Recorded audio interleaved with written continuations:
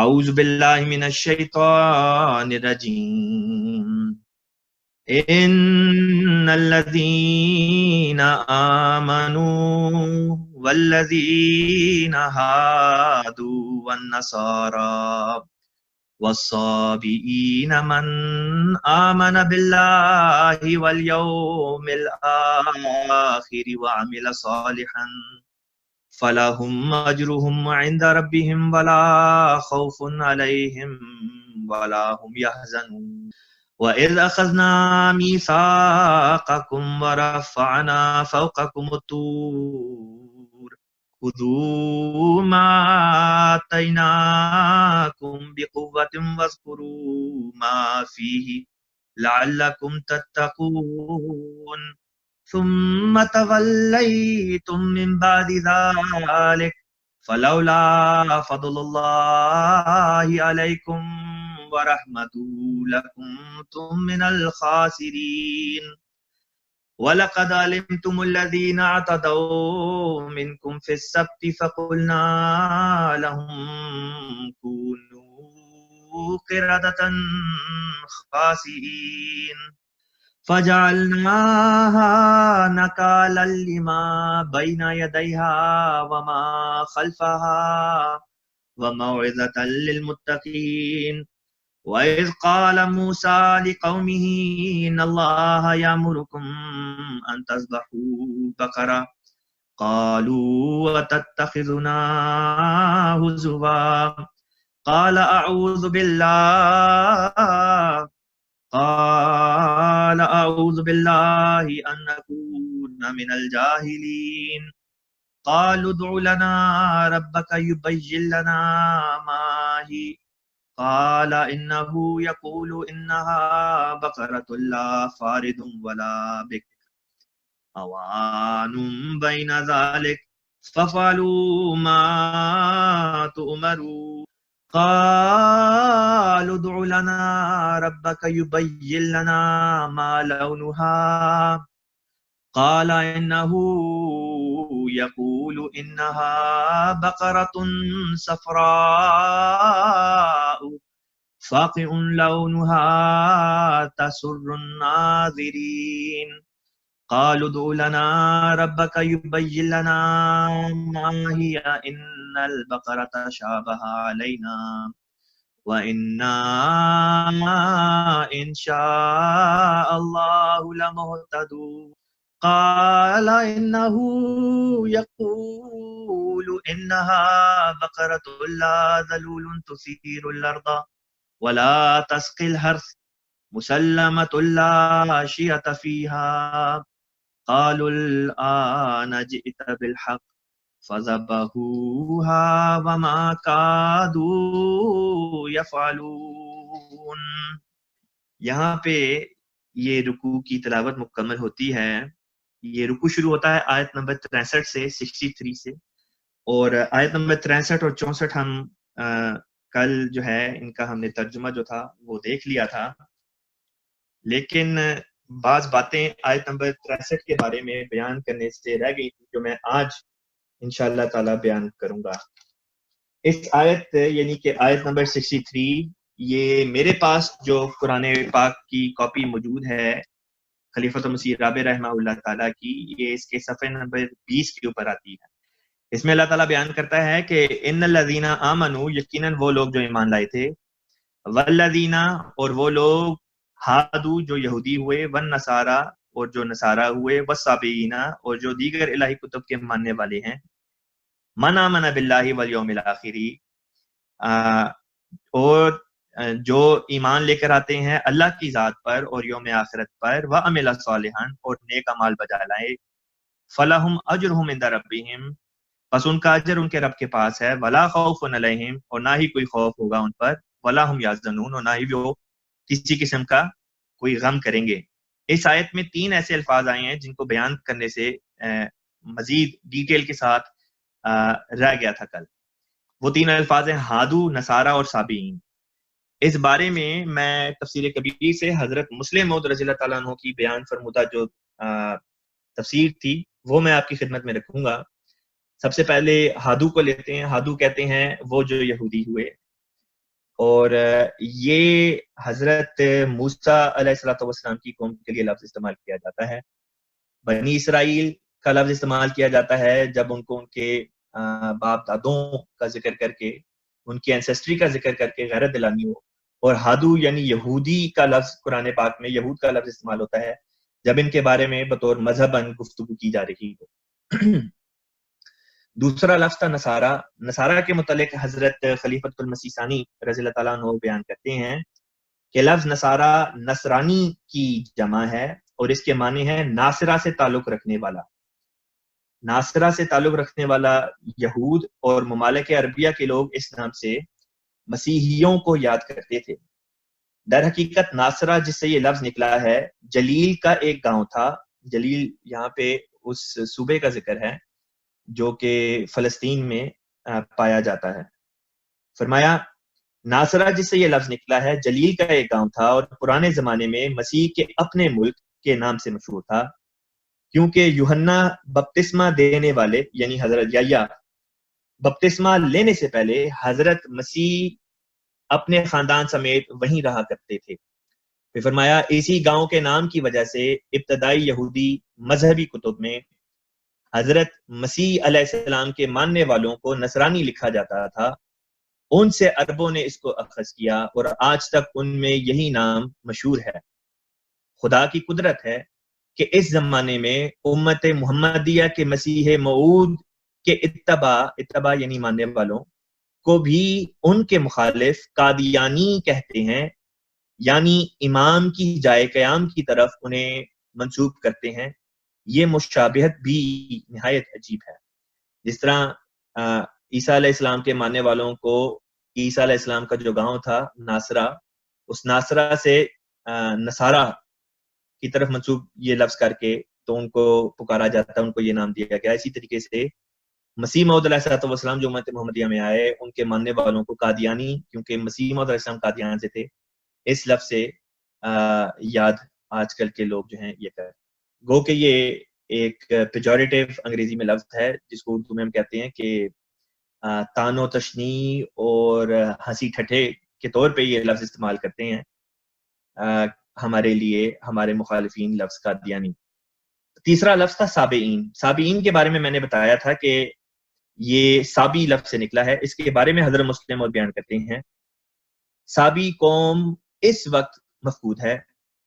گو بعض قوم میں عراق میں ایسی پائی جاتی ہیں جن کے متعلق شبہ کیا جاتا ہے کہ وہ سابی الاصل ہیں. گزشتہ زمانے میں عیسائیوں کا ایک فرقہ جو علاقہ بابل میں رہتا تھا سابی کہلاتا تھا اور ان کو الکزائٹس بھی کہتے تھے. وہ مذہباً یوحنا بپتسمہ دینے والے یعنی حضرت یحییٰ کے متبعین کے ساتھ زیادہ ملتے تھے. اسی طرح سابی بعض ستارہ پرست اقوام کو بھی کہتے ہیں جو عراق عرب وغیرہ میں کسی وقت پائی جاتی تھیں، اور حران ان کا صدر مقام تھا. حران ایک جگہ کا نام ہے. یہ لوگ ستارہ پرست تھے اور ایک الہامی قانون کے ماتحت تھے. تاریخ سے یہ معلوم نہیں ہوتا کہ آیا یہ لوگ اپنے آپ کو سابی کہتے تھے یا دوسرے لوگوں نے ان کا نام سابی رکھ دیا تھا.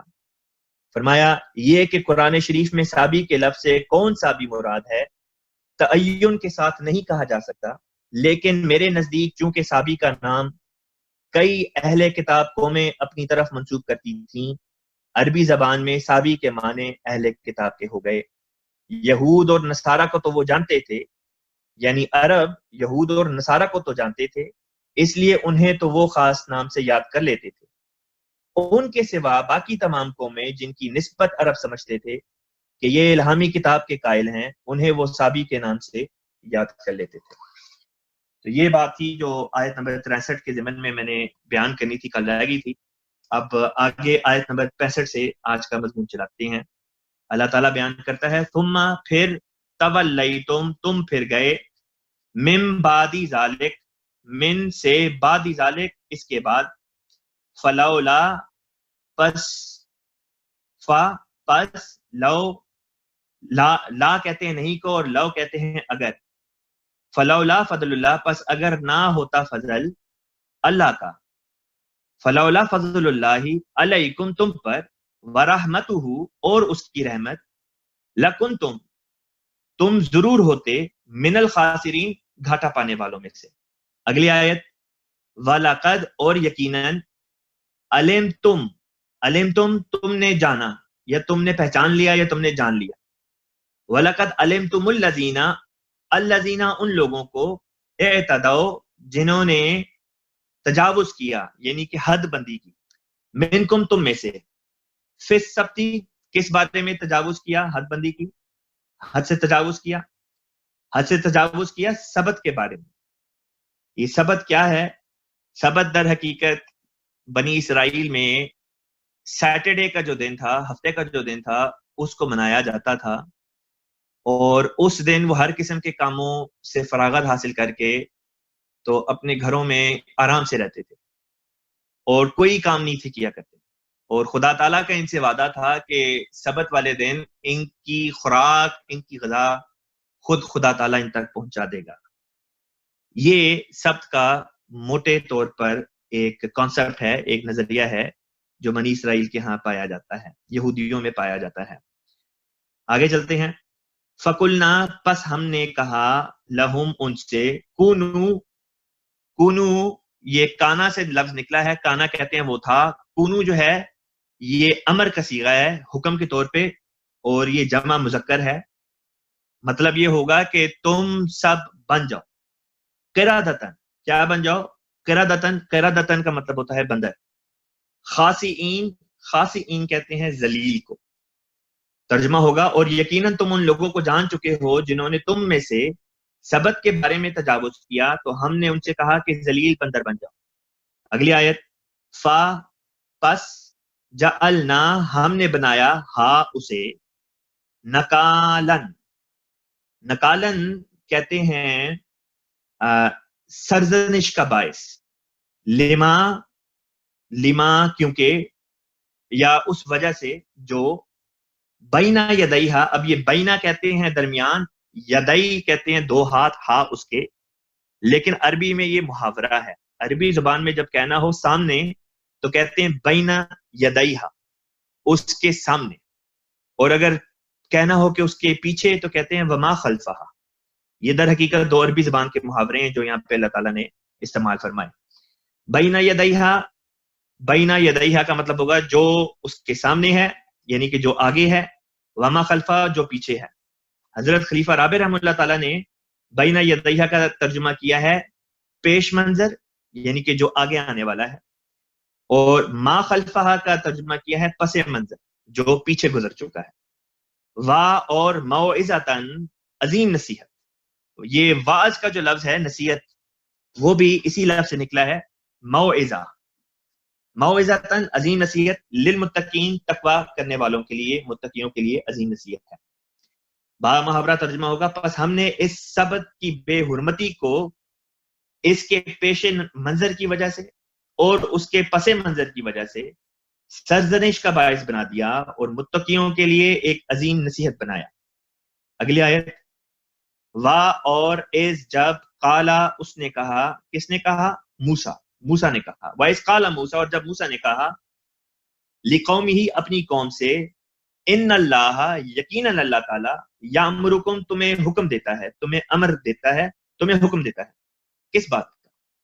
فرمایا ان کے تذبحوا تم ذبح کرو بقرہ کہتے ہیں گائے کو، کہ یقیناً تمہیں اللہ تعالیٰ حکم دیتا ہے کہ تم ایک خاص قسم کی گائے کو ذبح کرو.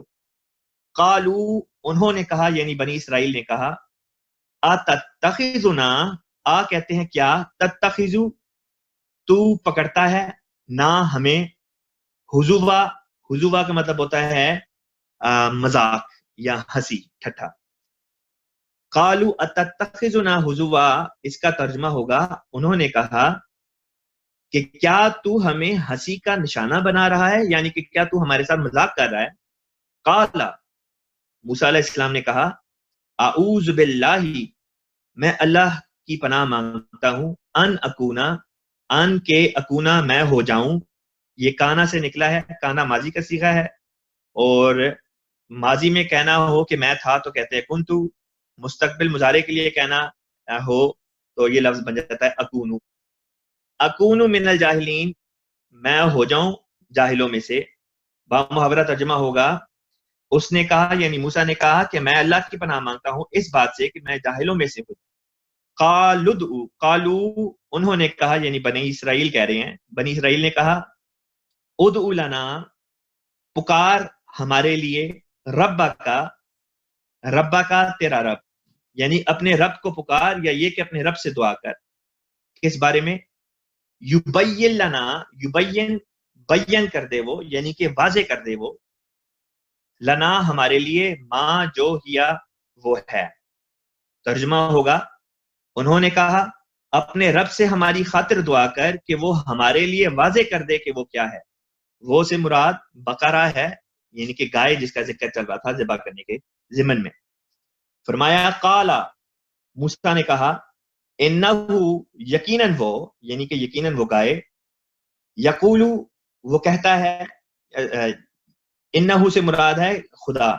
موسیٰ علیہ السلام نے کہا کہ یقیناً وہ، یعنی کہ خدا کہتا ہے، یقولو وہ کہتا ہے، انہا کہ یقیناً وہ، بقرتن جو گائے ہے، لا فاردن، لا فاردن کہتے ہیں لا نہیں، فاردن بہت بوڑھی، لا فاردن وہ بہت بوڑھی نہیں ہے.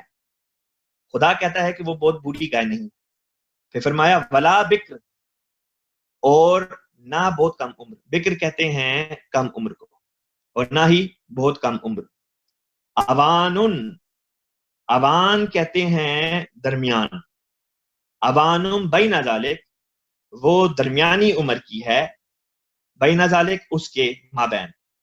ففعلو، فا کہتے ہیں پس، اور یہ لفظ ہے افعلو، افعلو یہ پھر یہاں پہ امر کا صیغہ آیا ہے، یعنی کہ کر گزرو. ففعلو پس کرو، ما جو تؤمرون یا تؤمرون جو تمہیں حکم دیا گیا یا جو تمہیں حکم دیا جاتا ہے. با محاورہ ترجمہ اس طرح سے ہوگا انہوں نے کہا اپنے رب سے ہماری خاطر دعا کر کہ وہ ہمارے لیے واضح کر دے کہ وہ کیا ہے. اس نے کہا یقیناً وہ کہتا ہے کہ وہ ایک گائے ہے، نہ بہت بوڑھی اور نہ بہت کم عمر، اس کے بین درمیانی عمر کی ہے، بس وہی کرو جو تمہیں حکم دیا جاتا ہے. اگلی آیت، قالو انہوں نے کہا، قالدعو انہوں نے کہا کہ پکار، لنا ہمارے لیے ربا کا تیرا رب، یعنی کہ اپنے رب سے ہماری خاطر دعا کر. یبین لنا، یبین وہ واضح کر دے، لنا ہمارے لیے، ما جو یا کیا، لونہا لون کہتے ہیں عربی زبان میں رنگ کو، رنگت کو، ما لونہا اس کا کیا رنگ ہے. قالا موسیٰ نے کہا انہو یقولو یقیناً وہ کہتا ہے، یعنی کہ یقیناً اللہ تعالیٰ یہ کہتا ہے، انہا بقرتن کہ یقیناً وہ گائے، صفراء زرد رنگ کی ہے، صفراء کہتے ہیں زرد رنگ کو. فاقعن کہتے ہیں جو بہت بھڑکیلا ہو، بہت بھڑکیلے کے لیے لفظ فاقعن عربی میں ہم استعمال کرتے ہیں، بہت شوق. لونہا اس کا رنگ، فاقعن لونہا کا مطلب ہوا اس کا رنگ بہت شوق ہے، یعنی بہت بھڑکیلا ہے. تسر الناظرین، تسر وہ بھاتی ہے، خوش کر دیتی ہے، سرور پیدا کرتی ہے، الناظرین دیکھنے والوں کو. با محاورہ ترجمہ ہوگا انہوں نے کہا اپنے رب سے ہماری خاطر دعا کر کہ وہ ہمارے لیے واضح کر دے کہ اس کا رنگ کیا ہے. اس نے کہا یقیناً وہ کہتا ہے کہ وہ لازماً ایک زرد رنگ کی گائے ہے جس کا رنگ بہت ہی شوق ہے، وہ دیکھنے والوں کو خوش کر دیتی ہے. قالدعو انہوں نے کہا کہ دعا کر، لنا ہمارے لیے، رب کا اپنے رب سے، یبین لنا ما ہیا کہ وہ واضح کر دے کہ وہ کیا ہے. ان البقرہ تشابہ علینا، ان یقیناً البقرہ گائے، تشابہ کا مطلب ہوتا ہے مشابہ ہو گئی، مشتبہ ہو گئی، علینا ہم پر، وَإِنَّا اور یقیناً ہم، انشاءاللہ یہ انشاءاللہ کا مطلب انشاءاللہ ہی کے معنوں میں آیا کہ اگر اللہ چاہے، لمہتدون ضرور ہدایت پانے والے ہوں گے. انہوں نے کہا اپنے رب سے ہماری خاطر دعا کر کہ وہ ہم پر مزید واضح کرے کہ وہ کیا ہے، یقیناً سب گائیں ہم پر مشتمل ہو گئی ہیں اور ہم یقیناً انشاءاللہ ضرور ہدایت پانے والے ہیں۔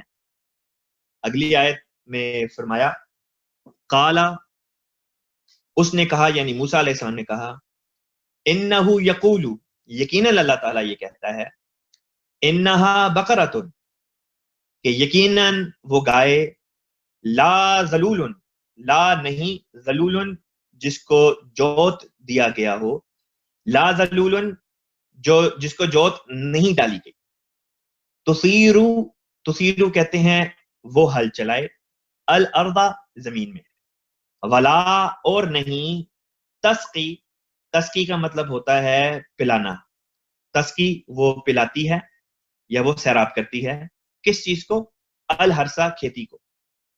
با محاورہ ترجمہ یوں بنے گا، اس نے کہا بلا شبہ وہ کہتا ہے کہ وہ ضرور ایک ایسی گائے ہے جسے اس غرض سے جوت نہیں ڈالی گئی کہ وہ زمین میں ہل چلائے اور نہ وہ کھیتوں کو سیراب کرتی ہے، مسلمتن، مسلمتن کا مطلب ہے وہ صحیح سلامت ہے، لا شیعتا، لا نہیں، شیعتا داغ، فیہا اس میں، یعنی اس میں کسی قسم کا کوئی داغ نہیں، کوئی عیب نہیں۔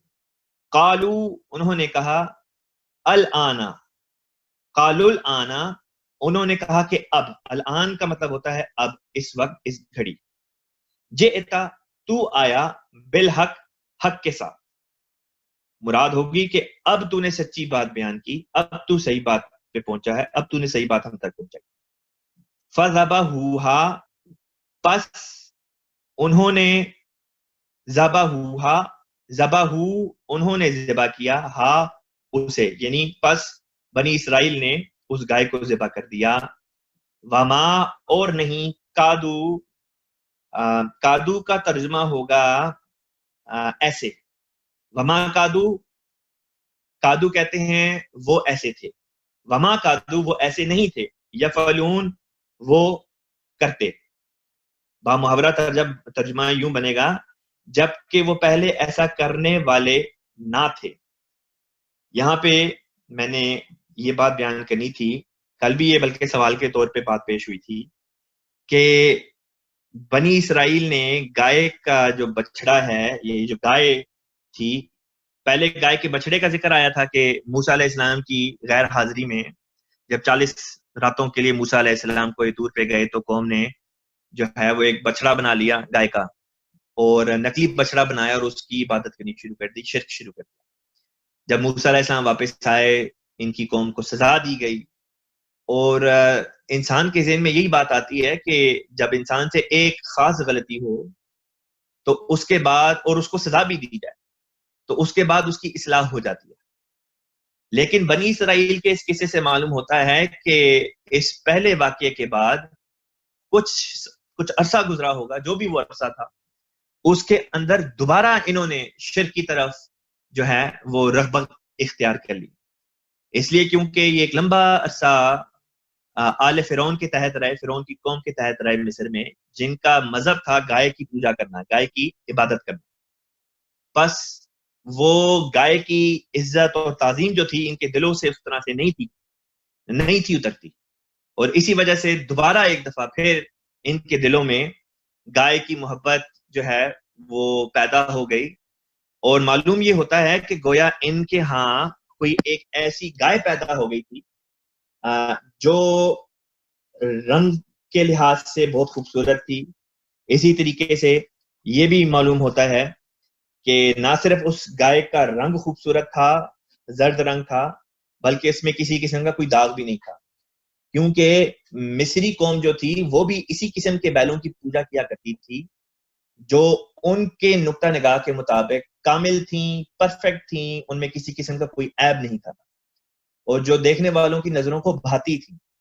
بس اسی قسم کی بیل بنی اسرائیل کے جانوروں میں بھی پیدا ہو گئی ہوگی، جس کو دیکھ کے ان کے دلوں میں یہ بات پیدا ہو گئی کہ گویا شاید اس بیل میں بھی شاید خدائی کے آثار پائے جاتے ہوں۔ حضرت مسلم موعود رضی اللہ تعالیٰ عنہ نے یہاں پہ تفسیر کبیر میں ایک نوٹ بیان کیا ہے، وہ میں پڑھ دیتا ہوں۔ آپ بیان فرماتے ہیں وما کادو یفعلون، قریب تھا کہ وہ ایسا نہ کرتے، یعنی اس بیل کا ذبح کرنا ان کے دل پر بہت گراں گزرا، کیونکہ مصری اثر کے ماتحت وہ سمجھتے تھے کہ اس بیل میں کچھ نہ کچھ خدائی ضرور ہے۔ اللہ تعالیٰ کے احکام کیسے پر حکمت ہوتے ہیں۔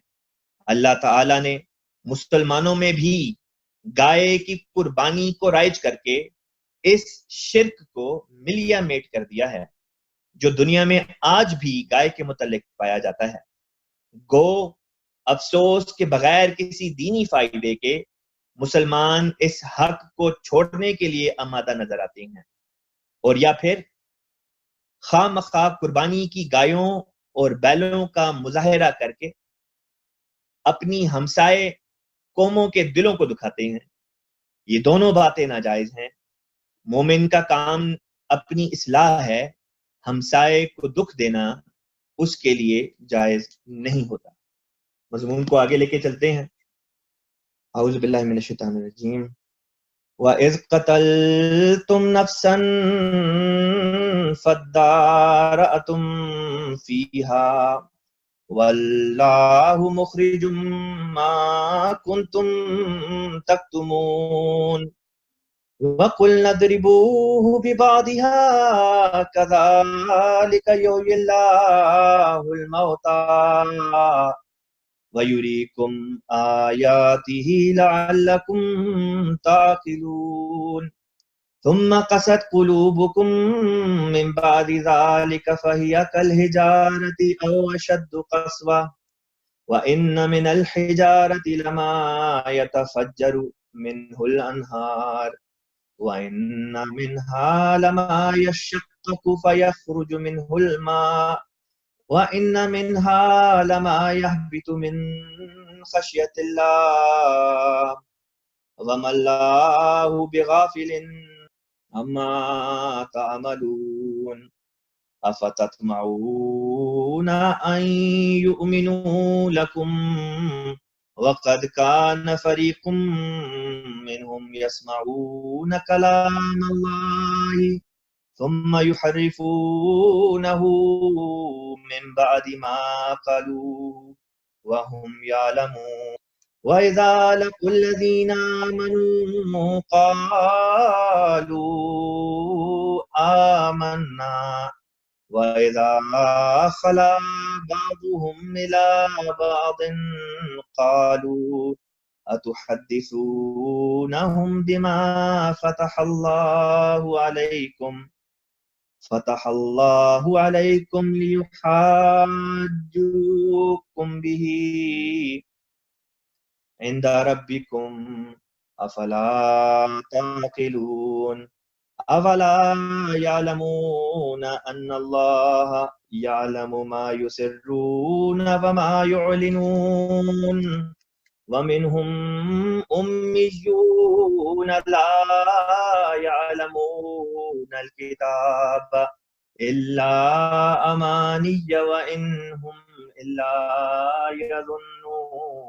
اللہ تعالیٰ نے بیان کیا وَإِذْ، اور اس وقت کو یاد کرو، قتلتم، تم نے قتل کیا، نفساً، ایک شخص کو یا ایک نفس کو، فَدَّارَأْتُمْ، فا کہتے ہیں پس، ادارأتم کا مطلب ہوتا ہے تم نے اختلاف کیا، فیہا اس بارے میں، واللہ، اور اللہ تعالی، مخرجن نکالنے والا ہے، نکالنے والے سے مراد ہے ظاہر کرنے والا ہے، ما کنتم جو تم تھے، تکتمون تم چھپاتے، با محاورہ ترجمہ ہوگا، اور جب تم نے ایک نفس کو قتل کیا اور پھر اس بارے میں اختلاف کیا اور اللہ نے اس بھید کو ظاہر کرنا ہی تھا جو تم چھپائے ہوئے تھے، فَقُلْ نَضْرِبُوهُ، فَقُلْنَا، پس ہم نے کہا، اضربوہ، اضربو ضربہ سے نکلا ہے، ضربہ کا مطلب ہوتا ہے اس نے مارا،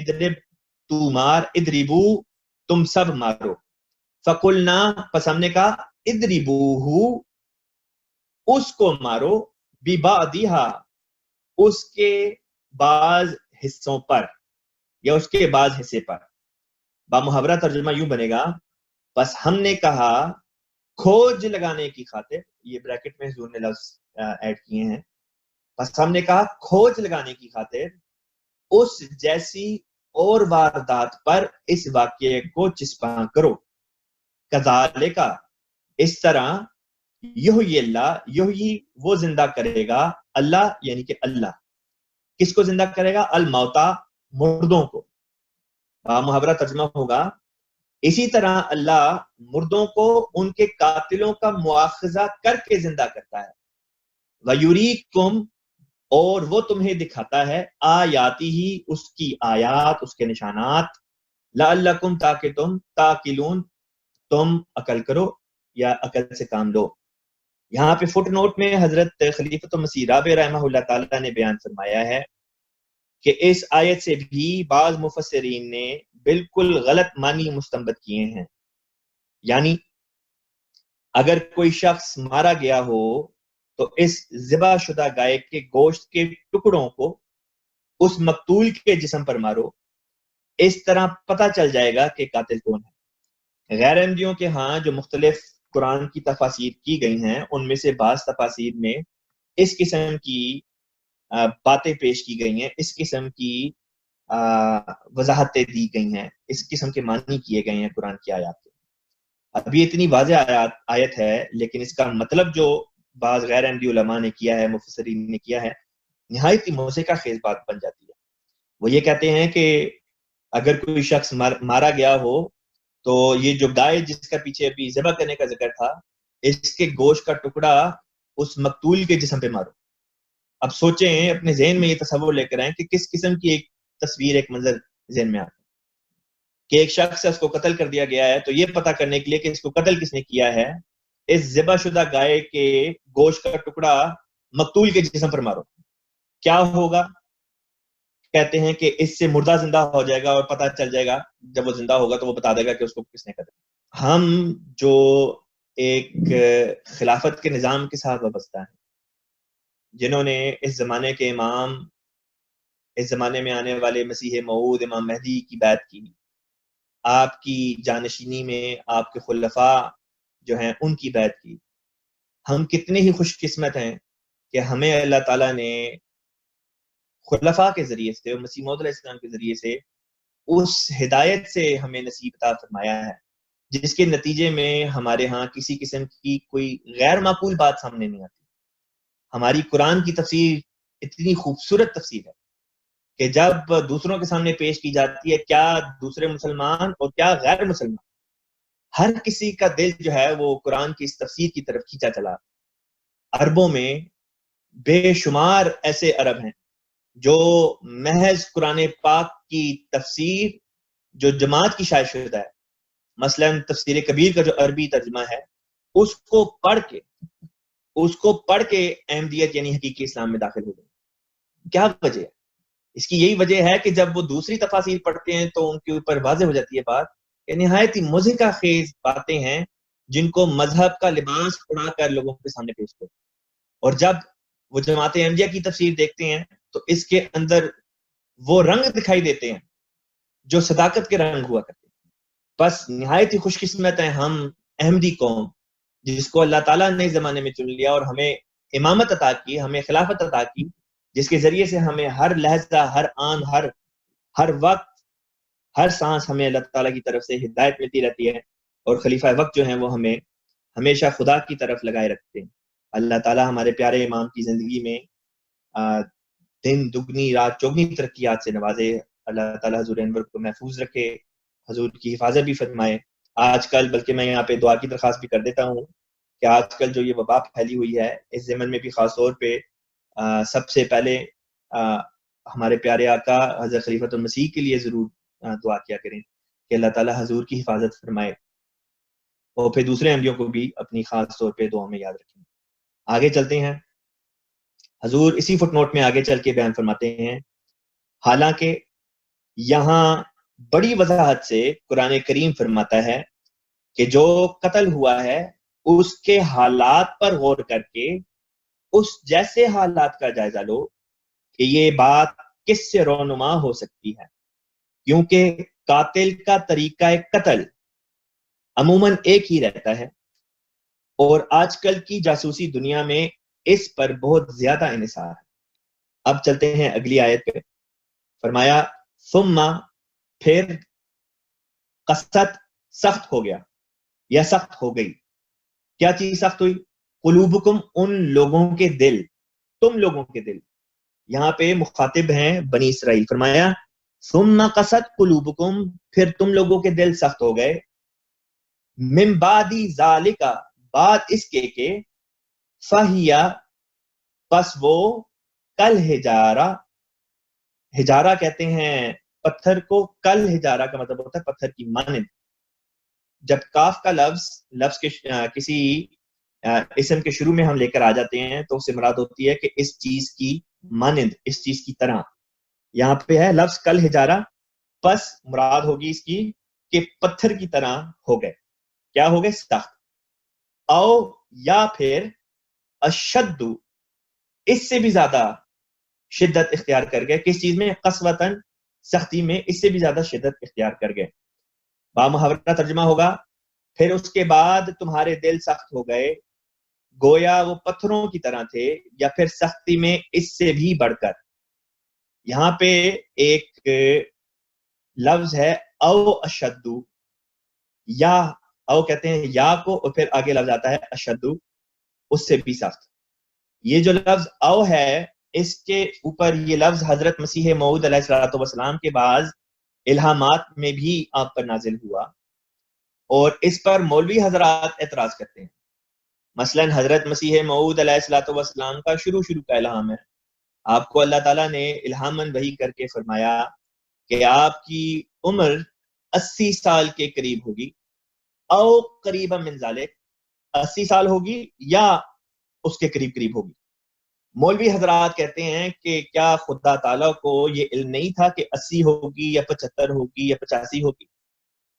او کہہ کے وہ یہ کہتے ہیں کہ چونکہ الہام میں او کا لفظ ہے، یا اس سے پتہ چلتا ہے کہ نعوذ باللہ یہ الہام خدا کی طرف سے نہیں، کیونکہ خدا تعالیٰ کا جو علم ہے وہ تو قطعی ہی ہے، کہ خدا تعالیٰ کا علم جو ہے وہ تو قطعی ہے۔ قطعی کا مطلب ہوتا ہے کہ بالکل صحیح ہے، اس میں کسی قسم کے اندازہ بازی کی ضرورت نہیں ہوتی۔ تو اس اعتراض کا جو مولوی کرتے ہیں اس کا جواب یہاں پہ، کہ جو جواب مولوی یہاں پہ اس آیت کے بارے میں دیں گے وہی ہمارا جواب حضرت مسیح موعود علیہ السلام کے اس الہام کے بارے میں، کہ یہاں پہ بھی تو اللہ تعالیٰ فرما سکتا تھا کہ تم لوگوں کے دل پتھر کی طرح سخت ہو گئے، اور کا لفظ استعمال نہیں فرمایا، فرمایا یا اس سے بھی زیادہ سخت۔ بس اگر اللہ تعالیٰ نے بھی او کا لفظ استعمال فرمایا اور یہاں پہ باعث اعتراض بات نہیں بنی، کیونکہ او کا لفظ استعمال کرنے سے اور بھی کئی جزیات تھیں، اور بھی کئی باتیں تھیں، اور بھی کئی معنی تھے جو اس لفظ کے تحت آ گئے۔ بس اسی طرح سے وہاں پہ بھی او کا لفظ بغیر کسی وجہ کے استعمال نہیں کیا گیا، بلکہ کئی حکمتیں تھیں جس کی وجہ سے اللہ تعالیٰ نے حضرت مسیح موعود علیہ الصلوۃ والسلام پہ کیے جانے والے الہام میں بھی اس لفظ کو نازل کیا۔ آگے چلتے ہیں۔ وَإِنَّ، اور یقیناً، من الحجارہ، من سے الحجارہ، پتھر۔ اب یہاں پہ اللہ تعالیٰ دلوں کا ذکر کر رہا ہے کہ بعض دل پتھر ہوتے ہیں اور پھر پتھروں کی قسم بھی ہوتی ہے، یعنی کہ ایسے پتھر دلوں کی قسموں کا اللہ تعالیٰ ذکر کر رہا ہے۔ فرمایا لما، ایسے بھی تو ہیں، یتفجرو، یتفجرو کا مطلب ہوتا ہے کہ اس میں سے پھٹ پڑتا ہے۔ کیا پھٹ پڑتا ہے؟ منہو، اس میں سے، الانہار، نہریں، نہر کی جمع ہے الانہار۔ فرمایا دیکھو ایسے پتھر بھی تو ہوتے ہیں کہ جب پھٹتے ہیں تو ان کے اندر سے نہریں پھوٹ پڑتی ہیں۔ یہاں پہ در حقیقت دلوں کا ذکر ہو رہا ہے کہ بعض دل ہوتے ہیں جو سخت ہوتے ہیں، لیکن بعض ایسی تحریکات ان کے سامنے پیش کی جاتی ہیں جن کے نتیجے میں وہ پھٹ پڑتے ہیں اور ان کے اندر سے نہریں جاری ہو جاتی ہیں۔ وَإِنَّ مِنْهَا، اور یقیناً اس کی قسم میں سے ایسے بھی ہیں، لما، ایسے ہیں، یشققو، یشققو کا مطلب ہوتا ہے وہ پھٹ جاتا ہے، شقاق کا لفظ بھی اسی سے نکلا ہے۔ یشققو، وہ پھٹ جاتا ہے، یعنی کہ پتھر جو ہے وہ پھٹ جاتا ہے۔ کیا ہوتا ہے؟ فَيَخْرُجُ، پس اس میں سے نکل پڑتا ہے، منہو، اس میں سے، الماء، پانی۔ مراد یہ ہے کہ بعض پتھر دل انسان ہوتے ہیں لیکن ان کے دل جب نرم ہوتے ہیں تو آنسو ان کی آنکھوں سے روا ہو جاتے ہیں، ان سے آنسو بہتے ہیں، یہاں پہ یہ مراد ہے. یعنی کہ سخت دل جب نرم ہوتے ہیں تو بعض ہوتے ہیں جو سخت کے سخت ہی رہتے ہیں، بعض ہوتے ہیں کہ جب نرم ہوتے ہیں تو آنسو بہاتے ہیں، اور بعض ایسے بھی ہوتے ہیں کہ جو خدا کا خوف اگر ان کے دل میں پیدا ہو جائے تو وہ گر بھی جاتے ہیں زمین پر خدا کے خوف سے.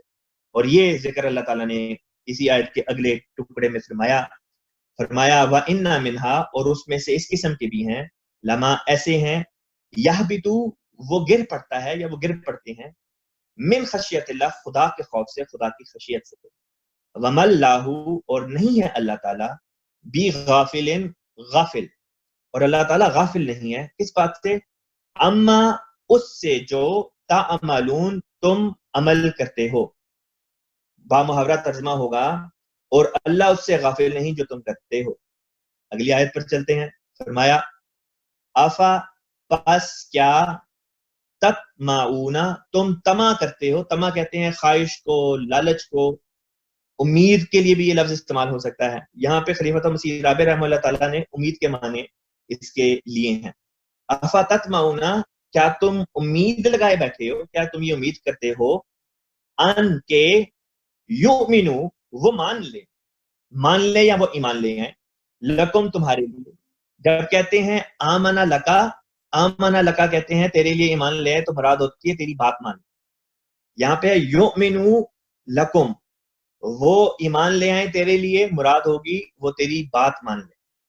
وقد کانا وقد اور ہو چکا، کانا وہ تھے یا یقیناً وہ تھے، فریق کہتے ہیں گروہ کو، اور جو دوسری طرف جو پارٹی ہوتی ہے اس کے لیے بھی یہ لفظ استعمال کیا جاتا ہے.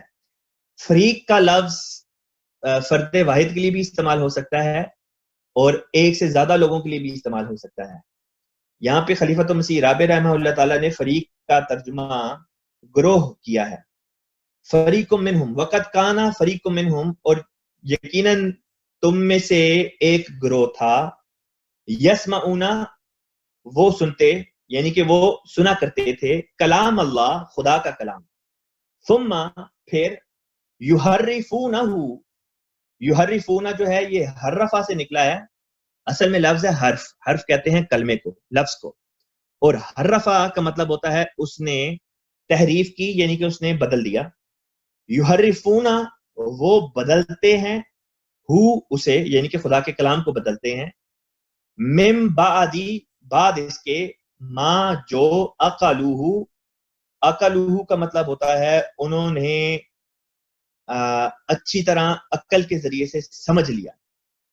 اقلو انہوں نے عقل سے کام لیا یا یہ کہ انہوں نے عقل سے سمجھ لیا اسے یعنی کہ خدا کے کلام کو. وَهُمْ يَعْلَمُونَ اور وہ خوب جانتے ہیں. با محاورہ ترجمہ بنے گا کیا تم یہ امید لگائے بیٹھے ہو کہ وہ لوگ تمہاری بات مان جائیں گے جبکہ ان میں سے ایک گروہ کلام الہی کو سنتا ہے اور اسے اچھی طرح سمجھنے کے باوجود اس میں تحریف کرتا ہے اور وہ خوب جانتے ہیں. اگلی آیت پر چلتے ہیں. وَإِذَا اور جب، لقو وہ ملے، یہ لفظ پہلے بھی آ چکا ہے. وَإِذَا لَقُوا الَّذِينَ آمَنُوا وَإِذَا اور جب لَقُوا الَّذِينَ وہ ملے ان لوگوں سے آمنوا جو ایمان لائے، قالوا انہوں نے کہا آمنا ہم ایمان لائے. وَإِذَا اور جب خلا کا مطلب ہوتا ہے اکیلے میں ملے، بعضهم ان میں سے بعض، الی طرف، بعضن بعض کے، قالوا انہوں نے کہا کیا تحدثونہم کا مطلب ہوتا ہے تم انہیں باتیں بتاتے ہو. یہ اصل میں لفظ ہے حدثہ کہتے ہیں بات کو، حدیث کا مطلب ہوتا ہے نئی بات، اور حدیثو کا مطلب ہوتا ہے تم نے بات بتائی. حدیثو کا مطلب ہوتا ہے انہوں نے بات بتائی. تو حدیثونہم تم یہ لفظ جو حدیث ہے نئی بات یہ اس کا اصل مطلب ہے اور حدیث لفظ کا، اور ہمارے ہاں لفظ حدیث رسول کریم صلی اللہ علیہ وسلم کے جو اقوال زری ہیں ان کے لیے بھی استعمال ہوتا ہے کہ ایک چیز ہے قرآن پاک، قرآن کی وحی، اور پھر قرآن کی وحی کے بعد جو ایک نئی بات تھی وہ تھی رسول کریم صلی اللہ علیہ وسلم کی جو تفسیری باتیں ہیں، قرآن کی تفسیر میں آپ کی جو باتیں ہیں ان کو حدیث کے نام سے موسوم کیا جاتا ہے، تو وہ لفظ حدیث بھی اسی مادے سے نکلا ہے۔ فرمایا اتحدثونہم، کیا تم انہیں بتاتے ہو وہ باتیں، بما جو فتح اس نے کھولی، کس نے کھولی؟ اللہ، اللہ نے، علیکم تم پر، لی تاکہ، یحاجو وہ حجت قائم کریں، یعنی کہ وہ بحث کریں، کم کہیں گے تمہارے خلاف یا تمہارے پر، بھی اس کے ذریعے سے، اندہ پاس، ربکم تمہارے رب کے۔ با محاورہ ترجمہ اس آیت کا یوں بنتا ہے، اور جب وہ ان لوگوں سے ملتے ہیں جو ایمان لائے تو کہتے ہیں کہ ہم بھی ایمان لے آئے، اور جب ان میں سے بعض دوسروں کی طرف الگ ہو جاتے ہیں تو وہ ان سے کہتے ہیں کہ کیا تم ان کو وہ باتیں بتاتے ہو، یعنی کہ یہودی ایک دوسروں کو کہتے ہیں کہ کیا تم ان مسلمانوں کو وہ باتیں بتاتے ہو جو اللہ نے تم پر کھولی ہیں، یعنی کہ اللہ نے تمہاری شریعت کے ذریعے سے جو تمہیں باتیں بتائی ہیں تم وہ جا کے مسلمانوں کو بتاتے ہو، تاکہ انہی باتوں کے ذریعے، وہ باتیں کیا تھیں؟ وہ باتیں تھیں در حقیقت رسول کریم صلی اللہ علیہ وسلم کے متعلق جو پیشن گوئیاں تھیں بائبل میں، جو بعض یہودی تھے وہ مسلمانوں سے جب باتیں ہوتی تو وہ بتاتے کہ ہاں ہماری کتب میں رسول کریم صلی اللہ علیہ وسلم کی آنے کی متعلق یہ خوشخبریاں موجود ہیں، یہ پروفیسیز ہیں، یہ پیشن گوئیاں ہیں، لیکن پھر بھی ایمان نہیں تھے لے کر آتے۔ تو جب وہ مسلمانوں کو یہ باتیں بتاتے تھے کہ ہماری کتب میں تو یہ پروفیسیز موجود ہیں، تو وہ ذکر کیا جا رہا ہے کہ انہی کے یہودیوں کے جو دوسرے لیڈرز تھے وہ یہ آگے سے کہتے تھے کہ تم جا کے مسلمانوں کو وہ باتیں بتا دیتے ہو جو خدا نے ہم پر کھولی ہیں، یعنی کہ ہم پر شریعت بھیج کے جو باتیں ہم پہ اللہ تعالیٰ نے نازل کی، اس طرح تو مسلمان جو ہیں یہ خدا کے حضور یہ باتیں پیش کر کے ہمارے خلاف حجت قائم کرنے والے بن جائیں گے۔ یہ اس آیت کا مطلب بنتا ہے۔ افلا، پس کیا نہیں، تاکلون تم عقل کرتے، بس کیا تم عقل سے کام نہیں لیتے۔ یہ رکوع یہاں پہ بس ختم ہونے والا ہے، یہ میں آگے جلدی سے پڑھ دیتا ہوں۔ فرمایا اولا، کیا، ولا اور نہیں، یعلمون وہ جانتے ہیں، علم رکھتے ہیں، ان اللہ کہ یقیناً اللہ تعالی، یعلم جانتا ہے، ما یسرون جو وہ چھپاتے ہیں، سر کہتے ہیں راز کو، ما یسرون جو وہ راز رکھتے ہیں یا جو وہ چھپاتے ہیں، وما اور جو یعلنون وہ اعلان کرتے ہیں، یعنی کہ جو وہ ظاہر کرتے ہیں، ومنہم اور ان میں سے ہیں امیون یعنی کہ جاہل، لا یعلمون الکتاب، لا نہیں، یعلمون وہ علم رکھتے، الکتاب کتاب کا، الا سوائے، امانیہ کا مطلب ہوتا ہے خواہشات، وَإِنْهُمْ إِلَّا وَإِنْهُمْ اور وہ کرتے ہیں، اللہ سوائے، یظنون قیاس آرائی یعنی کہ اندازے لگانے، مراد یہ ہے کہ وہ محض قیاس آرائیاں کرتے ہیں۔ با محاورہ ترجمہ ہے، اور ان میں ایسے جاہل بھی ہیں جو اپنی خواہشات کے علاوہ کتاب کا کوئی علم نہیں رکھتے اور وہ محض قیاس آرائیاں کرتے ہیں۔ اور اس طرح پر الحمدللہ ثم الحمدللہ پہلے سپارے کا نصف ہم نے مکمل کر لیا ہے۔